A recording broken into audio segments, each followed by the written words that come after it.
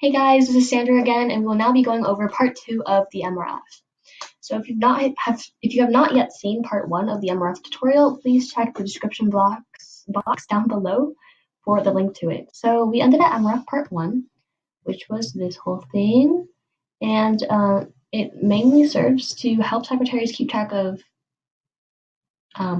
attendance at any and all meetings. So let's go ahead and move on to MRF 2. This is the next tab. So this next tab serves to mainly help secretaries keep track of service events, including details such as the event name, the date, short description, total members that attended, total hours that were earned, and then lastly, codes, just to identify the type of event it is. So let's go ahead and go through this. So this chart is only for service events, nothing else, just service events. And simply just put in the project name, or service event name. So I'll go ahead and fill it in just so you guys can. Why can't I type? That's weird. Okay, here we go. Want to run. Put in the date. So for description, it doesn't have to be a lot. It can honestly just be like 2 to 3 sentences, as long as you include like what the event was about, where it was, what you guys did, stuff like that. And if you guys have absolutely no clue what to put for this, don't worry. I'll also include a link to a sample MRF, which I filled out along with my co-secretary throughout my term as a secretary last term. So you can always reference that. Total members, and then total hours that were earned. So for example, if let's say 10 members attended and each member earned 3 hours, 10 times 3 is 30 hours. And then for codes. So this column is just to identify the type of event it is, and you can find these codes right below this chart right here.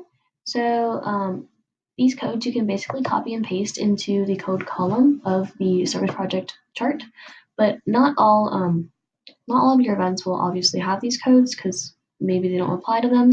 But if they ever do, go ahead and just copy and paste them. Just simply press copy and paste. This is not an event supporting a major emphasis, but I'm just showing you an example of how to copy and paste it. So an example of when you would use a major emphasis code is like, for example, an event we had last year for my club was donating books to a, I believe, nearby local library, and that was towards Live to Learn. And then minor emphasis would be like fall rally. District project has not yet been determined, but an example of that would be like last year our district project was Thirst Project. So like Awake-a-thon, the event that we held. And then KIWIN'S at KFAM is anytime like your club visits like a Circle K event. And then KFAM at KIWIN'S, the same thing except the opposite. KFAM visiting a KIWIN'S event.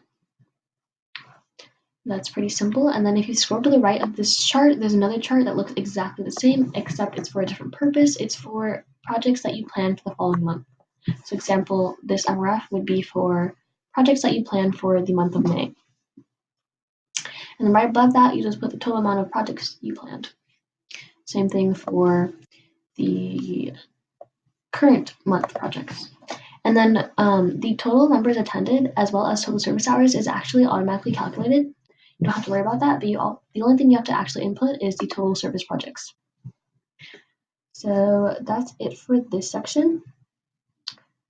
So if you scroll down below this chart, there's a section for other business.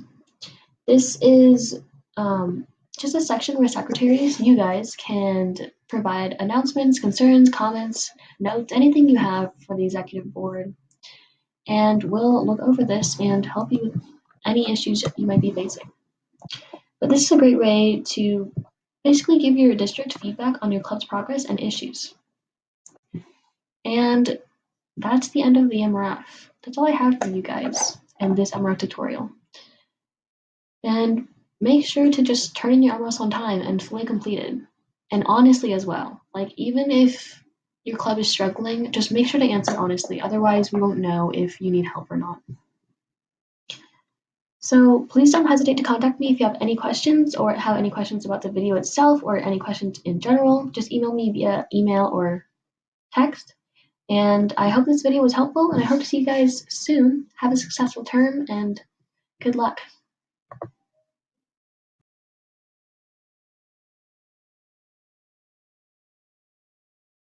Here, this first column. Oh my god, I'm recording! Ah! Ah! I was so close! I told you earlier! Oh my god, now I have to restart! Oh my god.